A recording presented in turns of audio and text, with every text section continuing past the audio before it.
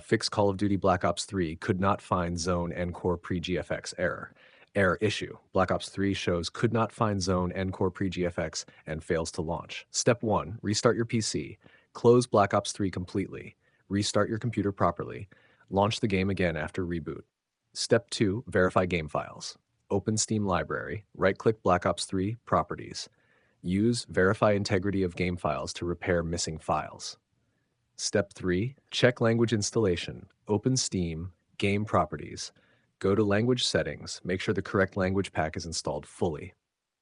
Step 4. Delete corrupted cache files. Open Black Ops 3 installation folder. Remove temporary cache config files. Restart Steam and launch the game again. Step 5. Run the game as administrator. Right-click blackops3.exe. Select Run as Administrator. Allow all permissions when prompted. Step 6. Disable antivirus temporarily. Some antivirus programs block game zone files. Add Black Ops 3 folder to exclusions. Relaunch the game after changes. Step 7. Update Steam and Windows. Install latest Steam updates. Check Windows Update for pending patches. Restart PC after updating everything. Step 8. Reinstall missing DirectX and Visual C++. Install latest DirectX runtime. Update Microsoft Visual C++ redistributables. Restart the PC after installation.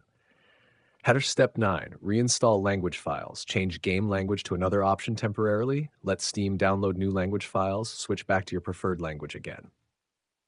Step 10. Reinstall Black Ops 3. Uninstall the game completely. Delete leftover installation folders. Download and install a fresh updated copy again.